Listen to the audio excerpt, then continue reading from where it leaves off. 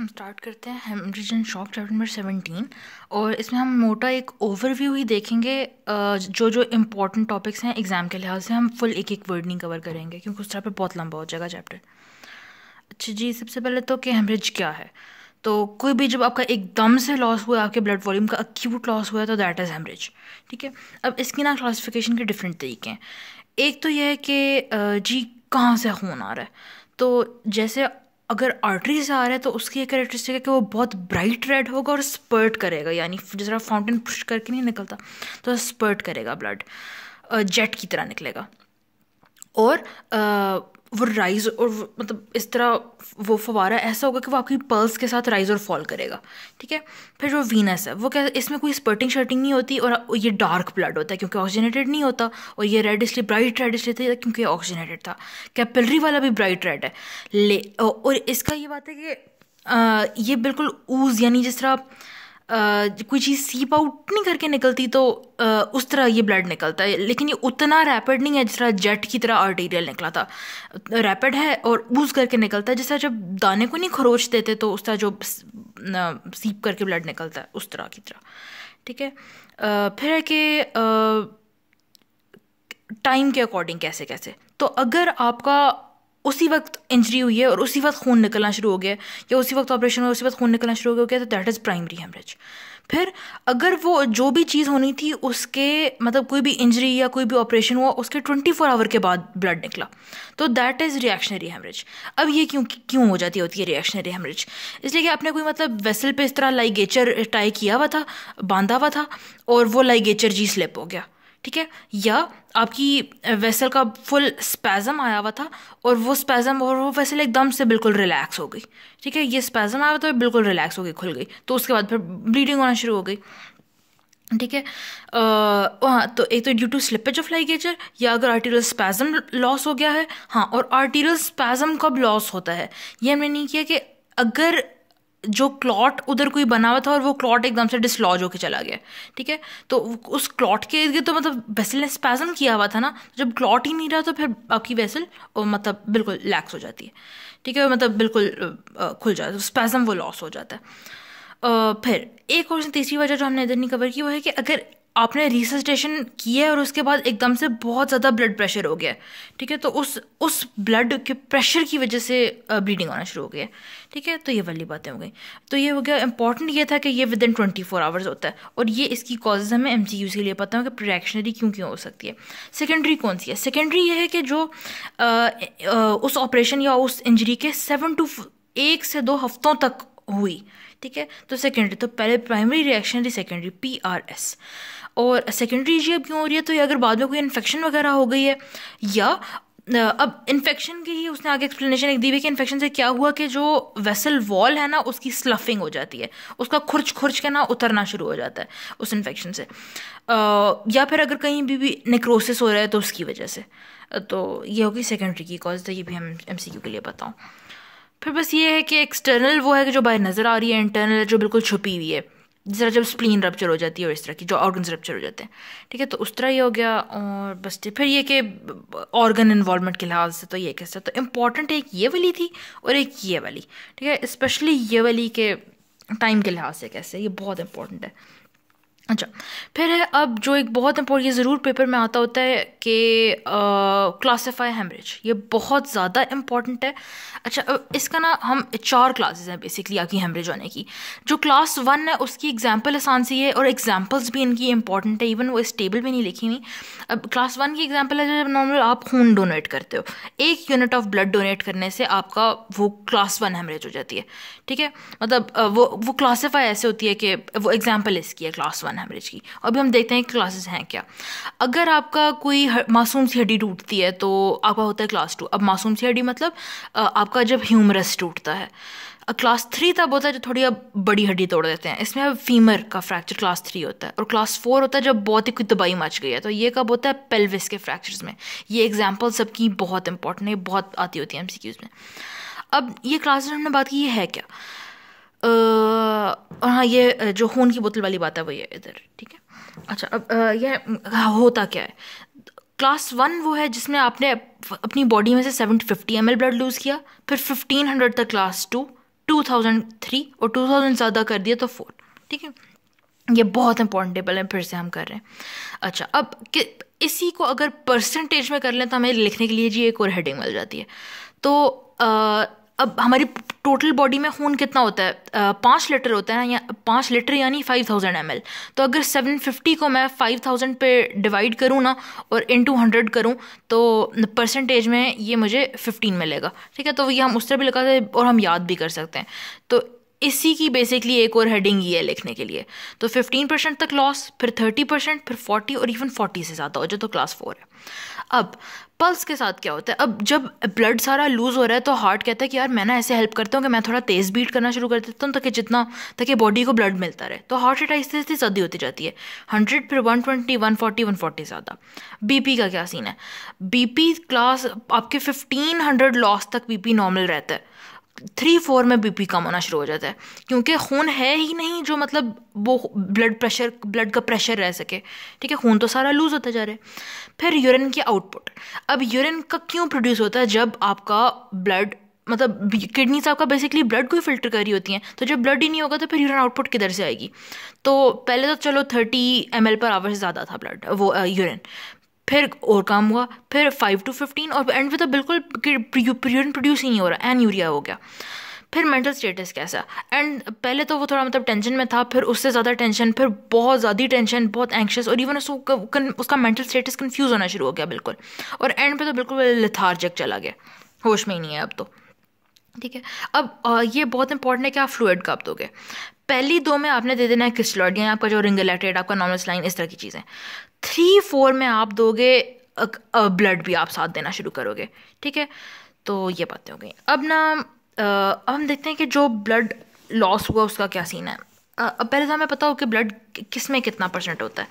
ठीक है, तो आपका मतलब बॉडी में कितना % होता है, तो 8 to 9% of body weight infants में खून बनाता है, और एडल्ट में 7% ऑफ बॉडी वेट होता है खून आपका। ठीक है, अब 7% से ही 75 ml, 8% से 80 ml। ठीक है, तो ये इस तरह की हिट बना लेते हैं। अब कैसे पता चले कि इस बंदे का खून कितना निकल गया है, एक तो यही आप पैरामीटर्स असेस कर लो जो आपने इस क्लासेस ऑफ शॉक के चलो अगर उसकी पल्स इधर तक है और बीपी नॉर्मल है, यूरिन आउटपुट है, तो मैं कहूँ कि हाँ ये क्लास 2 हेमरेज में। ठीक है, तो मतलब जो हमने पढ़े हैं इसके अकॉर्डिंग एक तो ये मेथड हो गया। फिर ब्लड क्लॉट का साइज़ कितना है, अगर आपका वो जो पूरा खून का लोथड़ा बना हुआ है वो आपके एक क्लेंच्ड फिस्ट के साइज़ का है, तो इसका मतलब है आपका ब्लड लॉस हुआ है रफली इक्वल टू 500 ml। फिर आप देख लो कि जी हड्डी कौन सी फ्रैक्चर हुई है। जिस तरह हमने बात की कि ह्यूमरस या टेबिया, सॉरी ये हमें मिस हो गया, ह्यूमरस या टेबिया की केस में 750 ml लॉस होता है, 1500 होता है फीमर के, और बहुत ज़्यादा लीटर्स, बहुत तबाही किस्म का जो ब्लड लॉस होता है वो होता है पेल्विस के फ्रैक्चर में। ठीक है, और फिर है कि आप स्वैब इसका देखते हैं स्वैब वेइंग का क्या मतलब है। इसका मतलब है कि आप ना पहले वो एक पूरा स्वैब बनाओ, आप पूरी वो लो स्वैब नहीं होता वो जिससे वो खून वगैरह दबाते हैं, प्रेशर लगाते हैं जब भी बंदा ब्लीड कर रहा होता है, वो जो पट्टी टाइप होता है, तो उसको आप उसका ड्राई वेट आप ले लो। ठीक है, अब आप देख लो उस पट्टी का खाली ड्राई वेट कितना है, फिर आप उस पट्टी को उस बंदे के खून में फुल रोक के, जब मतलब उसका खून रोकने के लिए आप उस पट्टी को लगाओगे तो वो पट्टी खून में सोक कर जाएगी। अब आप उसका दोबारा वेट लो, अब जो आपने उसका तब वेट लिया था खून में डुबोने से पहले, तो आप उसको उसके नहीं, आप ये जो खून वाला वेट है इस वेट को उसके जो नॉर्मल आपने स्टार्ट में ड्राई वेट लिया था उससे माइनस कर दो, तो आपको पता चल जाएगा कि ब्लड लॉस कितना हुआ है। ठीक है, फिर ये है कि जितना भी उसका डिक्रीज हुआ है सेंट्रल वीनस प्रेशर में, उसके हेमाटोक्रिट, हीमोग्लोबिन, इन वैल्यूज़ में जितना डिक्रीज है उस हिसाब से आप असेस कर लो कि कितना ब्लड लॉस हुआ है। तो ये वो मेथड से आप बता सकते हो कि जी कितना ब्लड लॉस हुआ है। अब आप सबसे पहला मार्कर क्या होगा कि जिससे आप देखोगे कि जी ब्लड लॉस हो रहा है, सबसे पहला मार्कर होगा टेकीकार्डिया। टेकीकार्डिया आपका 10% ब्लड लॉस पे ही अपीयर होना शुरू हो जाता है। It is the earliest sign of blood loss. क्या चीज़ जो है आपने नहीं यूज़ करनी ब्लड लॉस असेस करने के लिए, मतलब कि देखने के लिए कि जी ब्लड लॉस तो नहीं हो रहा, क्या चीज़ सबसे पहले नहीं यूज़ करनी, ब्लड प्रेशर नहीं यूज़ करना। क्यों? ब्लड प्रेशर तो जाके तब गिरता है जब ब्लड लॉस 30% की वैल्यू तक पहुंचता है। किधर गया? हाँ, बीपी। ठीक है, 30% तक गया, फिर बीपी जाके उसको फर्क पड़ रहा है, तो आपने पहले बीपी को एज अ मार्कर नहीं यूज़ करना। Tachycardia will be the first sign.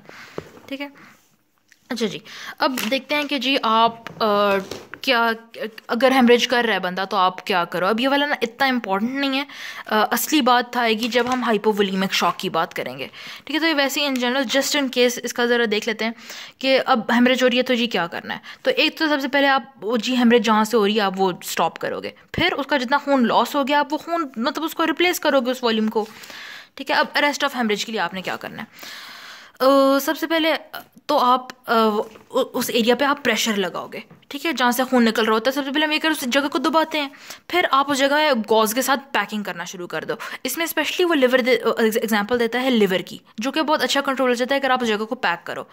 फिर आप उसकी पोजीशन कोई ऐसी बना दो कि ब्लीडिंग वहाँ से ना हो, टोर्निकेट बांधो। अब एड्रेनलिन हमें पता है कि वेजोकंस्ट्रिक्टर है, तो आप इस गॉज को इसमें सोक करके आप लगा दो, ये स्पेशली एपिस्टेक्सिस के लिए, ताकि वेसल कंस्ट्रिक्ट हो जाए तो खून ना निकले। फिर अगर बोन से ब्लीडिंग हो रही है तो आप बोन वैक्स लगा सकते हो, डायथर्मी से आप वो वेसल ही जला दो तो वो खून निकलेगा ही नहीं। वेसल का एंड जला दो। फिर सर्जिकल लाइगेशन के आप बांध दो, टाई कर दो, सूचर लगा दो। और फिर आप थेरेप्यूटिक एम्बलाइजेशन कर दो, यानी आप आर्टिफिशियली आप क्लॉट इंट्रोड्यूस करा दो वेसल के अंदर। ठीक है, तो फिर ब्लड ये वेसल थी उसके अंदर आपने क्लॉट इंट्रोड्यूस करा दिया तो फिर ब्लीडिंग होना रुक गई। ठीक है, अब ये सारा मेथड वो वाला था कि आपने पहले खून रोकना है टू स्टॉप द हेमरेज। फिर हमने दूसरी बात की थी कि अब क्या करना है, आपने उसको जो चीज़ उसकी लॉस होगी आपने वो देनी है, यानी ब्लड रिप्लेसमेंट, या फिर हम इसको अच्छा वर्ड बोल सकते हैं वॉल्यूम रिप्लेसमेंट। तो आप सबसे पहले जब आप करते हो ना लॉस हो रहा होता था, हमने पहले बात की थी कि आप पहले देते हो क्रिस्टलॉइड ब्लड की बात आती है बाद में। ठीक है, हाँ, तो इनिशियल फ्लूइड थेरेपी के लिए आप वार्म इलेक्ट्रोलाइट्स यूज़ करते हो, आप यूज़ कर सकते हो सेलाइन, रिंगर लैक्टेट। ठीक है, ये चीज़ें हैं। और अच्छा, स्टार्ट में ना हमने बोलस पूरा लगाना है। ठीक है, इकट्ठे भेजना है। अब ये इकट्ठे भेजना, जो बोलस लगाना है वो कितने का होना चाहिए, एडल्ट्स में 1 to 2 लीटर और पीड्स के पेशेंट्स में 20 ml पर kg। ठीक, बोलस आप लगाओगे। अब थोड़ा सा ये है कि पेशेंट रिस्पॉन्ड किस तरीके से कर रहा है। ठीक है, तो इस मतलब पेशेंट का रिस्पॉन्स कैसा आ रहा है, इस तरह आप 3 तरीकों में डिवाइड करते हो, रैपिड, ट्रांजिएंट या फिर नो रिस्पॉन्स। रैपिड रिस्पॉन्डर कौन है कि आपने जी फ्लूइड दिया और उसके बाद जी वो ओके हो गया, तो इसका मतलब है कि उसको लेस देन 20% ब्लड लॉस था और कोई अभी उसको at the moment blood loss नहीं हो रहा, कोई ऑन गोइंग ब्लड लॉस नहीं है। ट्रांजिएंट रिस्पॉन्डर कौन वाला है, ये वो वाला है कि आपने उसको फ्लूइड दिया और वो नॉर्मल हो गया, लेकिन 10 to 20 मिनट्स बाद वो वापस उसी हालत में चला गया जिसमें वो बुरी हालत में आया था आपके पास। ठीक है, तो इसका मतलब है कि उसका ना मॉडरेट कोई ऑनगोइंग ब्लड लॉस चल रहा है, तो आप सोर्स देखो कि जी किधर से आ रहा है ब्लड। फिर अगर बिल्कुल वो आप फ्लूइड देते जा रहे हो वो रिस्पॉन्ड ही नहीं कर रहा, तो इसका मतलब है कि उसको परसिस्टेंटली ब्लड लॉस हो रहा है और आप सर्जिकल इंटरवेंशन करके देखो कि जी किधर से इतना ज़्यादा ब्लड आ रहा है। ठीक है, अब थोड़ी सी ना उसने ऐसे लोगों की और एग्जांपल्स दी हैं जो लोग बिल्कुल रिस्पॉन्ड नहीं करते। कहते हैं ऑन वेरी रेयर ओकेजन ये कॉजेज भी हो सकती हैं नॉन रिस्पॉन्डर की, जैसे अगर हार्ट ही इंजर्ड हो गया हुआ, हार्ट कोई ट्रॉमा इस तरह ब्लंट करके लगा है, तो आप जितना मर्जी फ्लूइड दे दो, हार्ट ही बेचारा का काम नहीं कर रहा, तो फिर तो कोई सीन नहीं। हाँ, फिर कार्डियक टैम्पोनार्ड हुआ हुआ है, हार्ट के आपके ये हार्ट के इर्द गिर्द पूरा ब्लड जमा हुआ है, तो जब ये सारा ब्लड तो इस हार्ट को अब रिस्ट्रिक्ट कर रहा है ना, ये पेरिकार्डियम रहा, ये हार्ट है और दरम्यान में ब्लड आया हुआ है सारा, तो ये सारा फ्लूइड तो अब मतलब हार्ट को रिस्ट्रिक्ट कर रहा है, पंप नहीं अच्छे से, इस पर दुबार है तो हार्ट तो अच्छे से नहीं पंप कर सकेगा, तो कार्डियक टैम्पोनार्ड। फिर टेंशन न्यूमोथोरैक्स, क्योंकि टेंशन न्यूमोथोरैक्स हमारी चेस्ट में इतना ज़्यादा प्रेशर होता है कि मतलब हार्ट के पास आ ही नहीं रहा होता ब्लड के वो हार्ट अच्छा सा आगे पंप कर सके। ठीक है, इतना ज़्यादा प्रेशर आपका इंक्रीज हुआ होता है आपकी चेस्ट में, तो ये सारा हो। तो आप जितना मर्जी फ्लूइड दे दो, इनमें तो कोई फ़ायदा नहीं होने। ठीक है, तो ये बात हो गई। अच्छा, अब हम फाइनली आते हैं shock. Shock is a very very very important topic. एक तो ये ज़रूर आता होता है क्लास ऑफ हेमरेज, और फिर शॉक की कोई एक टाइप ज़रूर आती होती है पेपर में, या किसी ना किसी पेपर में किसी वाया में ज़रूर पूछते होते हैं। अब पहले हमें पता हो कि व्हाट इज़ शॉक। अब अगर हम ये कॉन्सेप्ट समझ लेना कि व्हाट इज़ शॉक, तो हम डेफिनेशन खुद ही बना सकते हैं। अब कोई भी ऐसी कंडीशन जिसमें ना आपके टिश्यूज़ को ब्लड, आपके टिश्यूज़ की परफ्यूजन नहीं हो रही, आपके टिश्यूज़ को ऑक्सीजन नहीं मिल रहा, कोई भी ऐसी कंडीशन, और अब जब उनको ऑक्सीजन ही नहीं मिल रहा आपके टिश्यूज़ को, तो वो मर रहे हैं। ठीक है, यानी उनका नेक्रोसिस हो रहा है बस। तो अब इसकी अच्छी इंग्लिश पढ़ते हैं। तो कोई भी ऐसा स्टेट जिसमें आपकी टिश्यू परफ्यूजन की बहुत ज़्यादा रिडक्शन हुई हुई है, और अगर ये बहुत देर तक उसको परफ्यूजन नहीं जा रही उस टिश्यू को, तो उसकी फिर हो रही है इंजरी। ठीक है, अच्छा जी, और ये कोई एक श्वार्ट्ज की भी लंबी सारी डेफिनेशन दी हुई है, इसने उससे फैंसी वर्ड एक ऐड किया हुआ है कि मतलब एक तो खून नहीं आ रहा, और एक तो ये न्यूट्रिएंट्स ही नहीं आ रहे टिश्यूज़ को, ऑक्सीजन ही नहीं आ रहा ऊपर से, जब न्यूट्रिएंट्स आ नहीं रहे तो, और मतलब ब्लड इफेक्टिवली चल ही नहीं रहा इधर उधर, तो सेलुलर वेस्ट प्रोडक्ट्स भी बेचारों का रिमूवल नहीं होगा, वो भी तो पड़े रह जाएंगे। उसने एक थोड़ी सी फैंसी बात ऐड की हुई है। ठीक है, अच्छा अब पैथोफिजियोलॉजी ऑफ शॉक में हम देखते हैं कि क्या सीन चल रहा है। अब इसमें बस 3 चीज़ें हैं। एक तो ये कि जब आपका मतलब टिश्यू परफ्यूजन हुई ही नहीं है, आपका मतलब ब्लड इफेक्टिवली आ ही नहीं रहा, आपके टिश्यूज़ का न्यूट्रिएंट्स ही नहीं लेके आ रहा, तो आपका टिश्यूज़ का इस्कीमिया हो जाएगा। फिर अब जब टिश्यूज़ का जैसे इस्कीमिया होगी तो बॉडी कहेगी कि यार इन्फ्लेमेटरी मीडिएटर्स निकालो, काम ख़राब हो गया। ठीक है, अब जब तीसरा ये वाला तब स्टेप हो रहा है जब आपका और हाँ, इन्फ्लेमेटरी मीडिएटर सारे रिलीज हो गए। जब आपकी आप वॉल्यूम रिप्लेस करते हो, यानी आपका जब आप खून वापस ला रहे हो, आप सर्कुलेशन वापस ला रहे हो, तो जितने भी इधर इन्फ्लेमेटरी मीडिएटर्स जमा हुए हुए थे, जब खून वापस आया तो वो उन सारे मीडिएटर्स को उठा के इधर उधर ले गया, पूरी बॉडी में ले गया, और उस उल्टा हो गई फ्री रेडिकल इंजरी हर जगह। ठीक है, अब ना जरा इस स्टेप की बात करते हैं, जो इन्फ्लेमेटरी मीडिएटर्स रिलीज हुए और इस्कीमिया हुआ। इसमें ना एक इंपॉर्टेंट कैच पॉइंट ये है कि अब जब इस्कीमिया होता है तो आपकी एरोबिक से एनारोबिक रेस्पिरेशन हो जाती है। एनारोबिक में बनता है लैक्टिक एसिड, और जब भी इसीलिए जब भी शॉक होता है तो आपके लैक्टेट लेवल्स मतलब इंक्रीज हो जाते हैं ना। ठीक है, तो एक ये थोड़ा इंपॉर्टेंट कैच पॉइंट था। अच्छा, अब क्लिनिकल इफेक्ट्स ऑफ शॉक हम इसमें डिटेल नहीं पढ़ेंगे, इसमें एक दफ़ा रीड ज़रूर कर लेना है, ये ऑलमोस्ट हर ऑर्गन सिस्टम की दवाइयाँ मच रही हैं। ठीक है, जिसके साथ मसला हो सकता है ना, हर किसी को हो रहा है। अच्छा हाँ, अब ज़रा थोड़ा सा देख लेते हैं कि सिविरिटी ऑफ शॉक का कैसे। इसका बस मोटा सा कॉन्सेप्ट देखेंगे। कॉम्पेंसेटेड वो है जिसमें बॉडी ने काम संभाल लिया, और डीकॉम्पेंसेटेड वो है कि अब तो जी बॉडी काम नहीं संभाल सक रही, और अब आपके ऑर्गन्स डैमेज हो रहे हैं। अब कॉम्पेंसेटेड शॉक में ना बेसिकली होता क्या है कि आपका जो बॉडी के सिस्टम्स है ना, वो ऐसे काम चलाते हैं कि खून मतलब जो आपके सिर्फ एसेंशियल ऑर्गन है ना, 3 लंग, ब्रेन और किडनी, सिर्फ इनके लिए अच्छा सा ब्लड बचा रहे, और जो नॉन एसेंशियल है उनको इतना कोई मतलब उनका फ्लो थोड़ा रिड्यूस हो जाए, ताकि सारा ब्लड हमारा इन 3 के पास जा सके। तो इसमें जो साइंस होते हैं वो इतने कोई खास नहीं है, बस एक टैकीकार्डिया होता है और आपकी मतलब कोल्ड पेरिफेरल पल्सेस हो सकती हैं। हाँ, बहुत देर अगर हो जाए तो उसमें मेटाबॉलिक एसिडोसिस भी प्रोलॉन्ग कंडीशन में ये भी हो सकता है। डीकॉम्पेंसेटेड का क्या सीन है, अब इसमें 3 में डिवाइड किया हुआ है, माइल्ड, मॉडरेट और सिवियर। माइल्ड शॉक में अब थोड़े से ऐसे साइंस आ रहे हैं जैसे टैकीकार्डिया तो इधर भी था, इधर अब टैकीकार्डिया, टिकेपनिया और इवन यूरिन आउटपुट भी डिक्रीज होना शुरू हो गया, और अब एंग्जाइटी माइल्ड। मॉडरेट वाले में यूरिन आउटपुट ये सारा कुछ तो था ही, उसके ऊपर यूरिन आउटपुट 0.5 ml पर kg/h पे फॉल हो गई है, और इवन अब आपका बीपी भी फॉल होना शुरू हो जाता है। ठीक है, और सिवियर शॉक में तो अब मतलब बाकी सब कुछ तो था ही, वो बस बहुत प्रोफाउंड हो गया, ये टैकीकार्डिया, हाइपोटेंशन, यूरिन आउटपुट बिल्कुल ही जीरो हो गई है, इतनी भी नहीं रही, और पेशेंट बिल्कुल अनकॉन्शियस हो गया। ठीक है, तो ये यहाँ पे थोड़ा सा कॉन्सेप्ट बताऊँ। अब क्लासिफिकेशन ऑफ शॉक आगे इंपॉर्टेंट आ रहा है ये, तो इसमें हम ये भी कर सकते हैं। अच्छा, अब देखते हैं कि बेसिकली ये टाइप्स ऑफ शॉक क्या है, जिसमें आपका बहुत ज़्यादा खून निकल जाए, आपका बहुत ज़्यादा वॉल्यूम लॉस हो, जैसे बर्न्स वगैरह, आपको डायरिया वगैरह, तो इसको बोलते हैं हाइपोवोलीमिक या हेमरेजिक शॉक। फिर एक शॉक है डिस्ट्रीब्यूटिव, अभी ज़रा बात करते हैं। फिर आपका जब हार्ट ही बेचारा काम नहीं कर रहा, ब्लड पंप ही नहीं कर रहा, तो कार्डियोजेनिक शॉक। ऑब्स्ट्रक्शन, कि जब आपके मतलब चलो हार्ट बेचारा पंप तो कर रहा है, आगे कोई ऑब्स्ट्रक्शन है, ठीक है, या इस प्रोसीजर में कोई ऑब्स्ट्रक्शन है, तो फिर एंडोक्राइन आपके कोई भी मसले।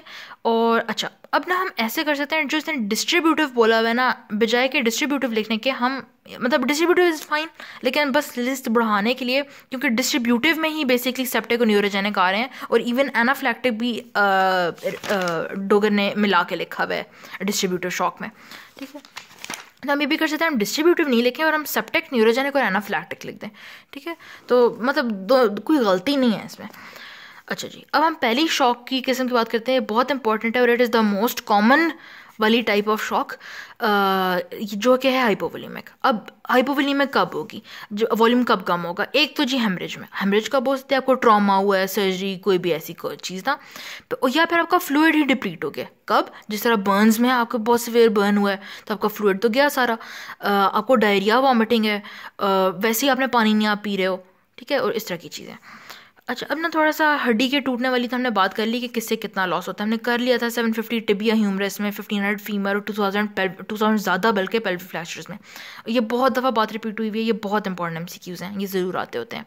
अब थोड़ा सा एक और एमसीक्यू है कि कितना ब्लड लॉस हो तो हाइपोवोल्यूमिक शॉक प्रोड्यूस होता है। अगर आपकी बॉडी का 1/5 ब्लड लॉस हुआ तो आप हाइपोवोल्यूमिक शॉक में जाओगे। ठीक है जी, ओके। अब इसकी मैनेजमेंट बहुत बहुत इंपॉर्टेंट है, और वो वही है जो हम यूजली करते होते हैं, जो हर जगह ABCD नहीं घुसा देते। तो इसमें सबसे पहले तो एयरवे, आप देखो ABC से काम चलाना है तो एयरवे एंड ब्रीदिंग। ठीक है, तो पहले तो यही है अकॉर्डिंग टू ATLS। फिर हमारा काम है, क्योंकि हाइपोवोल्यूम हमारा सारा ताल्लुक C वाले स्टेप से, सर्कुलेशन वाले स्टेप से, तो हाइपोवोल्यूमिक शॉक में सारा काम C वाला ही चल। तो अब C में आप क्या क्या देखोगे? अच्छा, पहला जो इसने स्टार्ट, अब देखें जब आपको हाइपोवोल्यूमिक शॉक हो रहा है या हेमरेज वगैरह हो रही है, पहला तो स्टेप ये होगा कि जी स्टॉप द ब्लीडिंग, जो मसला जिससे सारा आपका वॉल्यूम लॉस हो रहा है उसको स्टॉप करें। तो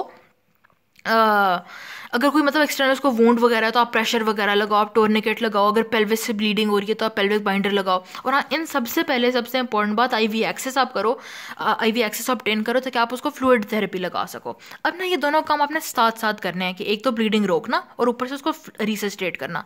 तो IV एक्सेस करें और IV एक्सेस ऑब्टेन करें, उसकी ब्लीडिंग को रोकें, और अब आपने उसको रिसस्टेट करना है, आपने उसको फ्लूइड देना है जिसका ज़्यादा लॉस हो रहा है।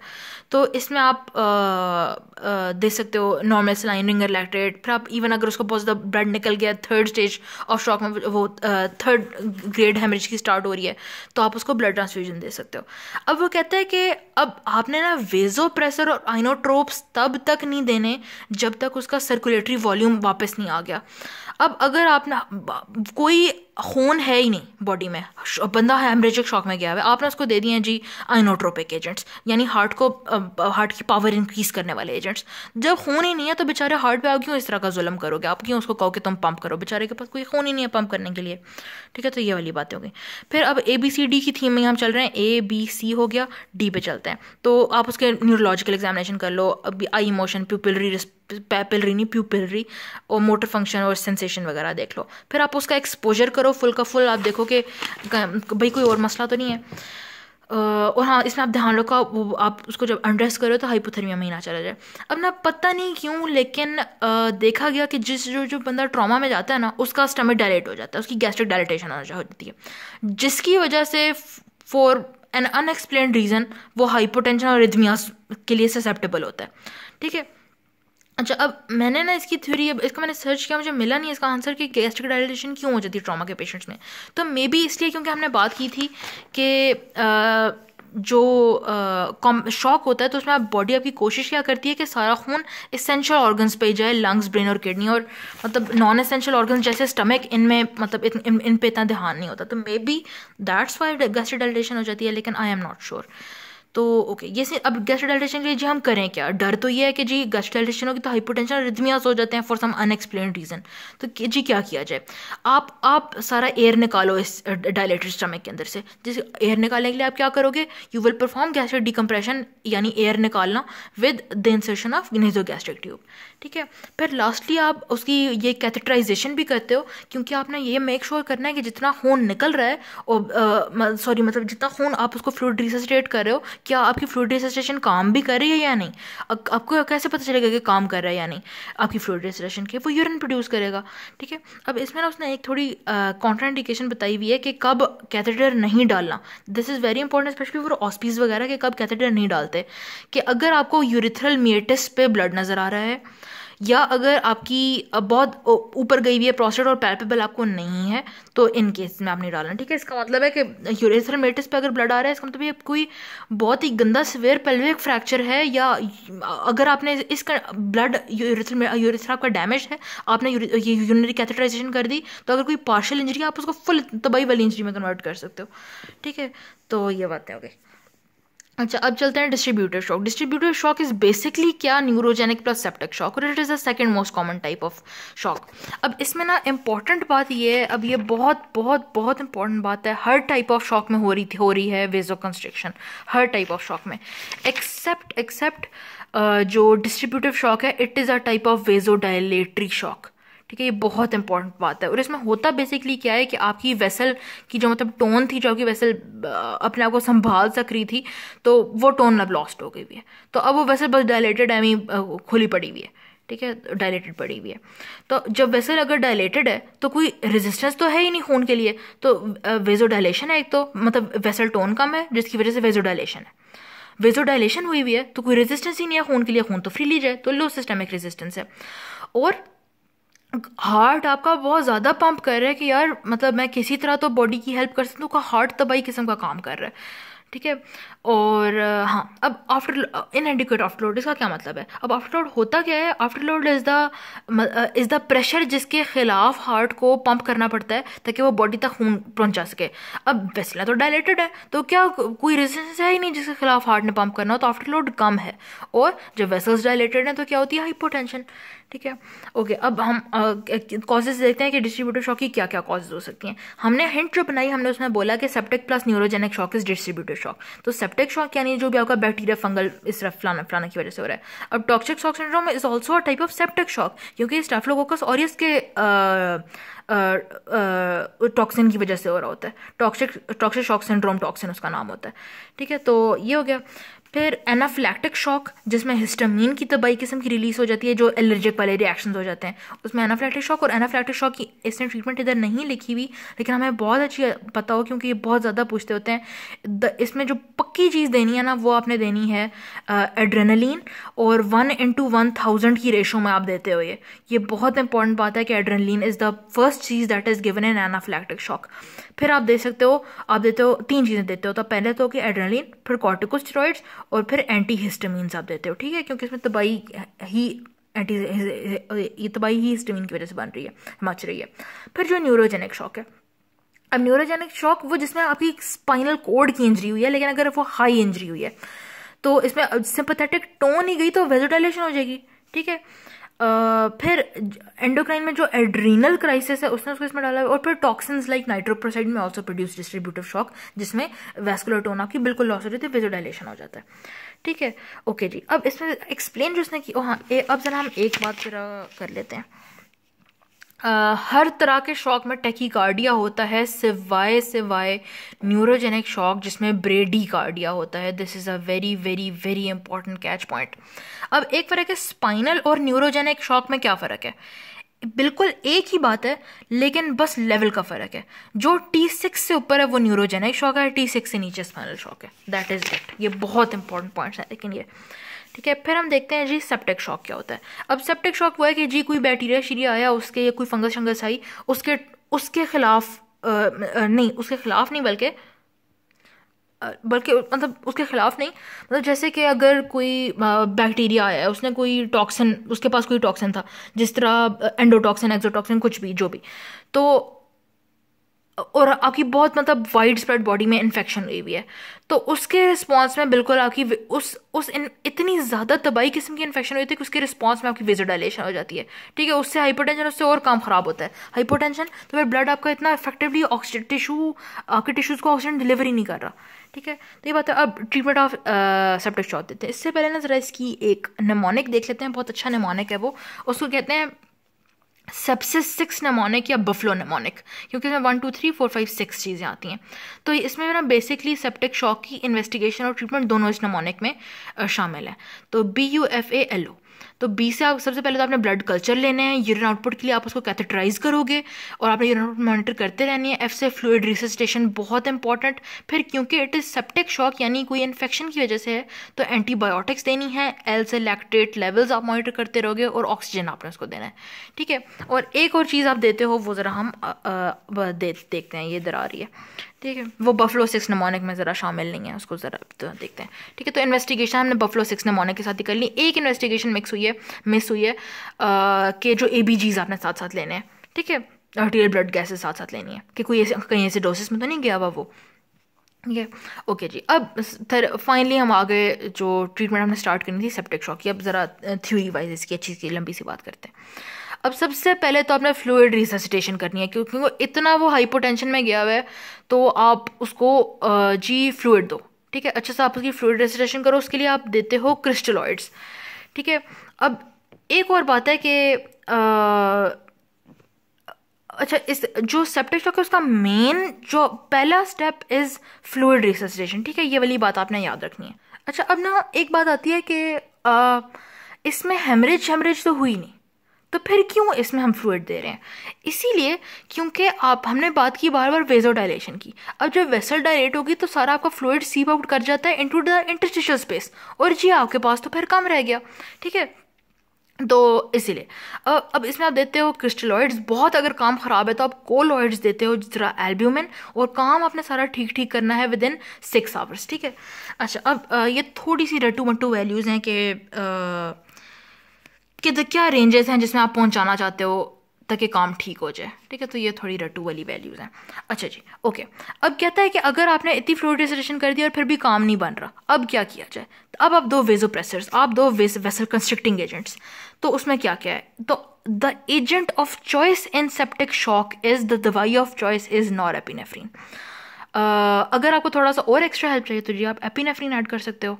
और एक और थोड़ा सा बात है कि हाँ, अगर उस बंदे को नॉरएपिनेफ्रिन रिएक्शन और जैसे सीरियस एरिथमियाज वगैरह हो रहे हैं, तब आप उसको फेनाइलेफ्रिन एज एन अल्टरनेटिव दे सकते हो, ठीक है। एक बात बस है कि आप लो डोज डोपामीन नहीं देनी, क्योंकि उससे फर्दर वेजोडाइलेशन और काम खराब हो जाता है, ठीक है। अब एक तो आपने ये कर दिया वेसल के फ्लूइड डिसोसिएशन की, उससे बात ना बनी तो जी आपने साथ वेजोप्रेसर्स भी लगाए जिससे वेसल कंस्ट्रिक्ट होती है। आप एक और हेल्पिंग एजेंट भी ले लो अगर फिर भी बात नहीं बन रही, जो है आइनोट्रोपिक एजेंट्स, जो कि आपके बेसिकली क्या करेंगे, हार्ट को, आइनोट्रोपिक एजेंट्स क्या करते हैं, आपका हार्ट को पंपिंग पावर देते हैं, पावर इंक्रीज करते हैं। तो strength of the myocardial muscular contraction, आपकी हार्ट की कंट्रैक्शन तेज करते हैं। तो इसमें क्या एजेंट है? डोब्यूटामाइन, ठीक है। अच्छा, कॉर्टिकोस्टेरॉइड ये ऐसे लिखा है, कॉर्टिकोस्टेरॉइड नहीं देने, ठीक है, ये नहीं है। अच्छा, अब आपने क्या करना है? आपने सारा ये वाले काम कर लिए। अब मसला तो ये था कि जी कहीं से इन्फेक्शन आई थी, तो जी उसके कंट्रोल के लिए आपने देनी है एंटीबायोटिक्स। और इन्वेस्टिगेशन का पहले ही हमने कवर कर लिया था कि ब्लड कल्चर लेने थे, ठीक है, ठीक है। हाँ, फिर अगर कोई भी इन्फेक्टेड डिवाइस उसमें, कैथेटर जैसे उसका कोई इन्फेक्टेड हुआ है, उसका कोई कैनोला इन्फेक्टेड, आप उसको रिमूव करो, एब्सेस है ड्रेन करो, मतलब जो भी कॉज थी ना आप उसको ठीक करो। कोई विस्कस फटा हुआ है, कोई उसका ऑर्गन फटा हुआ है, परफोरेट हुआ है, उसको आप ठीक करो, ठीक है। फिर कार्डियोजेनिक शॉक बेसिकली वो है कि आपका जी हार्ट नहीं पंप कर रहा, तो ऑर्गन्स को ब्लड ही नहीं जा रहा। तो जो हार्ट की कंडीशन याद आती है वो यहाँ पे लिख देनी है, जैसे valvular heart disease, myocardial infarction, कोई भी इंजरी, कार्डियोमायोपैथी, कुछ भी हार्ट की सारी चीज़ें, ठीक है। फिर ऑब्स्ट्रक्टिव शॉक के हार्ट के आगे कोई ऑब्स्ट्रक्शन है, हार्ट तो बेचारा ठीक काम कर रहा है, कोई और मसला है, कोई ऑब्स्ट्रक्शन है जिसके खिलाफ, जिसकी वजह से आपका ब्लड नहीं जा रहा है इधर उधर। तो उसमें क्या क्या आता है? कार्डिक टैम्पोनाट जैसे हमने बात की, टेंशन न्यूमोथोरैक्स, कोई एम्बोलिज्म। फिर अगर कोई कंस्ट्रक्टिव पेरिकार्डाइटिस हुआ है तो ऐसी इन्फेक्शन हार्ट की, ऐसी बिल्कुल जो पेरिकार्डियम है वो कंस्ट्रिक्ट हो गया हार्ट के इर्द गिर्द, ठीक है। तो बेचारा हार्ट कैसे पंप करेगा जिसके इर्द गिर्द वो पेरिकार्डियम ही बिल्कुल सख्त अकड़ू हुआ है, और ठीक है। तो ये बात हो गई। फिर हाइपरट्रोफिक कार्डियोमायोपैथी के हार्ट का मसल जो है वो इतना बड़ा हुआ है कि वो हाइपरट्रोफिक का पता नहीं कि इसको HOCM भी लिखते होते हैं, यानी हाइपरट्रोफिक ऑब्स्ट्रक्टिव कार्डियोमायोपैथी, कि इतना बड़ा हार्ट मसल हुआ है कि वो हार्ट को सही तरह पंप ही नहीं करने दे रहा ब्लड, ठीक है। अच्छा, एंडोक्राइन की क्या एग्जांपल्स हैं? कोई भी अगर एड्रीनल इनसफिशिएंसी है या हाइपोहाइपरथायराइडिज्म, तो जब भी एंडोक्राइन की बात आती है तो ये आ जाते हैं। अब ना एक बहुत इंपॉर्टेंट बात स्टार्ट हो रही है। अच्छा, अब क्या क्या हमने ज़रा थोड़ा सा एक रिव्यू कर लेते हैं कि क्या इंपॉर्टेंट बातें थी बहुत ज़्यादा, जिसको बिल्कुल नहीं मिस करना। एक तो ये जो ग्रेड्स ऑफ शॉक थे, फिर ये हाइपोवोलीमिक शॉक की ट्रीटमेंट, सेप्टिक शॉक की ट्रीटमेंट, डिस्ट्रीब्यूटेड शॉक क्या होता है, इसकी कॉजेज़ क्या हैं, और बस, ठीक है। अभी तक ये बहुत इंपॉर्टेंट। एक और अब बहुत इंपॉर्टेंट बात आया है जो UHS के पास में बहुत देर पे रिपीट हुई है कि how will you monitor patient जो शॉक में जा रहा है, ठीक है। तो इसमें कम से कम आपने क्या मॉनिटर करना है? हाँ, अगर हालात बहुत ख़राब हैं तो अग्रेसिवली क्या मॉनिटर करना है, और ये कैसे देखना है कि टिश्यू परफ्यूजन का काम कैसा जा रहा है, ठीक है। तो ओके, अब इसके हम पेयर्स वगैरह बना कर देखेंगे अब मिनिमम याद करने के लिए, ताकि हमारे लिए इजी हो जाए। है तो ये सारा वैसे रट्टे वाला ही। एटलीस्ट आपने क्या मॉनिटर करना है? अब हार्ट रेट तो वाइटल लेते हुए चलो आती है, ठीक है। अब वाइटल लेते हुए एक हार्ट रेट आती है, आपका ब्लड प्रेशर आप लेते हो, ठीक है, ये तो ओके चीज़ें हो गई। फिर आप अब वाइटल्स में आप एक और चीज़ क्या लेते हो? आप उसका रेस्पिरेटरी रेट लेते हो। तो रेस्पिरेटरी रेट इधर नहीं लिखा हुआ, उसकी जगह क्या वर्ड है, आप उसकी ऑक्सीजन सैचुरेशन देखोगे, ठीक है, ये। फिर हार्ट रेट, BP, ऑक्सीजन, और O से ही है कि आउटपुट, ठीक है। ऑरिजिन और आउटपुट, तो ये हमने 4 देख लिया कि एटलीस्ट आपने क्या चीज़ें मॉनिटर करनी है, और यूरिन आउटपुट आवरली आप देखोगे। अब इधर तो है नॉन इन्वेसिवली आपने बीपी लेना है, यानी जो आप नॉर्मल बीपी लेते होते हो, that is the non invasive method. Aggressive में क्या है, हार्ट रेट का बड़ा भाई जो कि आ गया अब CV प्रेशर, नॉन इन्वेसिव का बड़ा भाई आ गया, अब हो गया इन्वेसिव ब्लड प्रेशर आपने लेना है। और ओज थे, इधर भी एक ओ है, इधर तो यूरिन आउटपुट था ना, इधर कार्डियक आउटपुट है। फिर टिश्यू परफ्यूजन आप कैसे देखो, इसमें अब देखें हम पेयर्स बना लेते हैं कि एसिड बेस और इनका मिक्सचर, ठीक है, इस तरह का हम हिंट बना लेते हैं। तो एसिड के लिए क्या वर्ड हो गया, पीएच, या लैक्टिक एसिड ना तो लैक्टेट। फिर बेस के लिए क्या वर्ड हो गया कि base deficit. Base deficit basically ये है कि आपको इस एसिडोसिस, अगर एसिडोसिस हुआ है तो कितना आपको बाइकार्बोनेट चाहिए कि एसिडोसिस ठीक हो सके, उसको बेस डेफिसिट बोलते हैं। और फिर हमने कहा कि एसिड बेस और मिक्स, तो मिक्स क्या है, मिक्स्ड वीनस सैचुरेशन, ठीक है। तो ये हमने हिंट बना के याद कर लिया। अब एंड पॉइंट्स एंड रिससिटेशन क्या है कि जो बिल्कुल मतलब अब थोड़ा मतलब काम ठीक होना शुरू हो गया, बात बनना शुरू हो गई है, अब आप क्या क्या चीज़ें मॉनिटर करो। तो एक तो चीज़ें कॉमन आ रही हैं, वैसे इतना इंपॉर्टेंट नहीं है लेकिन बस for the sake of it, एक तो वाइटल्स तो चलो ठीक है सारे थे, यूरिन आउटपुट थी, थोड़ी ये वाली बातें हो गई हैं, ये जो परफ्यूजन वाली लैक्टेट बेस दोबारा देख लें। फिर 2 ऑर्गनी टाइप चीज़ें देख लें, जिस तरह कार्डियक आउटपुट, गैस्ट्रिक टोनोमेट्री और ATP लेवल्स, ठीक है। तो ये थोड़ा एक हमने ओवरव्यू देख लिया। फिर एक थोड़ा सा कॉन्सेप्ट आ रहा है परमिसिव हाइपोटेंशन का। ये क्या होती है, परमिसिव हाइपोटेंशन ये है कि जानबूझकर आपका जो सिस्टोलिक और डायस्टोलिक ब्लड प्रेशर होता है ना, जो सिस्टोलिक ब्लड प्रेशर है 80 मिलीमीटर ऑफ मर्करी से कम रखना। अब ऐसा आप क्यों करते हो, अब जितना ज़्यादा ब्लड प्रेशर होगा, जितने प्रेशर से ब्लड पंप हो रहा होगा तो उतने ही प्रेशर से वो निकलेगा ना, फिर उतना ही ज़्यादा लॉस होगा। तो आप फिर जानबूझ के आप ऐसा करो कि आप बंदे को हाइपोटेंशन में रखो, ठीक है। तो और इस हाइपोटेंशन में रखने का क्या मतलब है कि उसका systolic less than 80 millimetre of mercury हो, ठीक है। तो ये एक मतलब अच्छी बात है जो लोग करते होते हैं, ताकि ब्लड बहुत ज़्यादा लॉस ना हो जाए। फिर एक थोड़ी सी चीज़ है कि डैमेज कंट्रोल सर्जरी क्या होती है। तो ये है कि आप पेशेंट की बर्दाश्त के लिहाज से आप उसकी सर्जरी करते हो, ठीक है। पेशेंट की फिजिकल कंडीशन के लिहाज की, मतलब पेशेंट की फिजिकल कंडीशन की औकात के मुताबिक आप बेसिकली, ठीक है। तो इसमें इसमें क्या 3 पार्ट्स हैं। पहला तो ये कि आप इनिशियल लेप्रोटमी करके जो उसको उस वक्त ब्लीडिंग या उस वक्त जो इसका सोर्स ऑफ मसला है ना, उसको आप ठीक करते हो। फिर आप उसको ICU ले जाते हो और वहाँ पे उसको मतलब अच्छा सा रिसर्च मतलब आप उसको, और हाँ पार्ट 1 में आपने उसको मतलब इनिशियल बस खोला है, आपने उस मसले को हल किया है जो मतलब जो सबसे बड़ा मसला था जिसकी वजह से अब उसकी वो मर रहा था, आपने बस वो मसला हल किया, आपने उसको बंद किया है और आप उसको ICU ले गए, ठीक है। ICU में आपने उसको अच्छा से रिससिटेट किया, आप उसको थोड़ा मतलब आप पेशेंट को काफ़ी स्टेबलाइज किया है, ये वाली सारी चीज़ें। पार्ट 3 में अब आप उसको दोबारा लेके जाते हो OT, आप उसकी लेप्रोटमी करते हो और अब आप फुल मतलब अच्छा प्रॉपर रिपेयर करते हो। इसमें तो बस आपने उस ऑन गोइंग मसले को हल किया था ना, इसमें आप फुल वाला रिपेयर करते हो फिर, ठीक है। सारे मसले आप हल करते हो फिर पार्ट 3 में। अच्छा, अब एक और चीज़ है, ट्रॉमा ट्रायड ऑफ डेथ क्या होता है, लीथल ट्रायड क्या, कि मतलब क्या 3 चीज़ें हो तो आपको कि ओ यार अब तो ये बंदा मरने लगा है। तो उसमें है एक इसका है कि HAC, हाइपोथर्मिया, एसिडोसिस और कोएगुलोपैथी, ये 3 चीज़ें हैं। तो इसका मतलब है कि यार मतलब बहुत बुरे हालात हैं इस बंदे के, ठीक है। अब एक थोड़ा सा और कॉन्सेप्ट हम देख लेते हैं, बस ये ख़त्म होने लगा है, जो आपकी सेंट्रल वीनस लाइन है कि आप किधर किधर पहले सेंट्रल वीनस लाइन हमें पता हो डालते क्यों है। जो हमें बहुत रैपिड फ्लूइड रिससिटेशन करनी होती है ना, तो ये वो है जो गले में नहीं सुई डाल देते, ठीक है। तो देखा होगा आप लोगों ने, तो ये वो बेसिकली क्यों डलती है, ये जब आपने बहुत एकदम से फ्लूइड रिससिटेशन करनी है और जब आप चाहते हो कि मैं फ्लूइड, तो एक तो टू एडमिनिस्टर IV फ्लूइड्स बहुत ज़्यादा रैपिडली, फिर जब चाहते हो कि मैं इसका फ्लूइड दूँ भी और मैं साथ साथ मॉनिटर भी करूँ कि मतलब क्या सेंट्रल वीनस प्रेशर के अकॉर्डिंग आप गाइड भी करो कि मेरा फ्लूइड थेरेपी काम कर रही है, ये ओके हो रहा है। तो to guide fluid therapy in hypovolaemia, कि यानी आप फ्लूइड भी साथ साथ दो और आप उसका सेंट्रल वीनस प्रेशर के मुताबिक देखो भी कि मेरी थेरेपी काम कर रही है, कहते हैं। लेकिन सेंट्रल वीनस प्रेशर देखना इतना कोई ज़बरदस्त पैरामीटर नहीं है, जो मीन आर्टिरियल प्रेशर होता है वो ज़्यादा इंपॉर्टेंट होता है देखने में, वो ये उसने ये बात की हुई है। तो हमने 2 फ्लूइडी बातें कर ली, जो इंडिकेशंस ऑफ CV लाइन क्यों डालते होते हैं ये। फिर जो आपकी टोटल पारेंटल TPN जो देते हैं वो आप देते हो CV लाइन से। यूजुअली जो सोल्यूशन होती है ना TP लाइन की, वो अगर आप किफेलिक और बेसिलिक वेन से दो तो वेसल्स को डैमेज हो जाती है, तो आप यूजुअली सीवी लाइन के थ्रू देते हो बड़ी वेसलों में।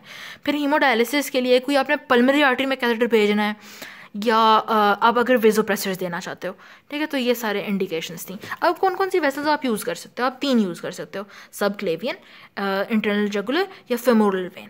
और फेमोरल वेन अगर डालना तो टेक्निक यूज़ की जाती है जिसको सेल्डिंगर टेक्निक कहते हैं। अच्छा, अब ना गले में जब ये डलती है तो उस जगह को क्या कहते हैं? उस एरिया को कहते हैं सेडी-लॉट्स ट्रायंगल। अब और ये होता क्या है? अब ये है जी बंदे की गर्दन, ठीक है, ओके। अब स्टर्नोक्लीडोमास्टॉइड का हमें पता है, स्टर्नोक्लीडोमा नाम से ही हो रहा है, स्टर्नम से एक पार्ट आ रहा होता है और एक क्लैविकल से पार्ट आ रहा होता है, क्लीडो ना, और ये आगे जाके बंदे के मास्टॉइड पे चिपक रहे होते हैं, ये 2 हेड्स ऑफ स्टर्नोक्लीडोमास्टॉइड। तो इन 2 हेड्स के दरमियान में ना ये एक गैप होता है, तो इस गैप से आप बेसिकली वो सेंट्रल वीनस लाइन इंट्रोड्यूस कराते हो, इसकी सुई, ठीक है, तो इसको सेली डॉट ट्रायंगल बोलते हैं। इंडिकेशंस भी हमने देख ली। सीवी प्रेशर नॉर्मल की वैल्यू देख लेते हैं, 4 to 12 सेंटीमीटर ऑफ वाटर, ठीक है, ओके जी।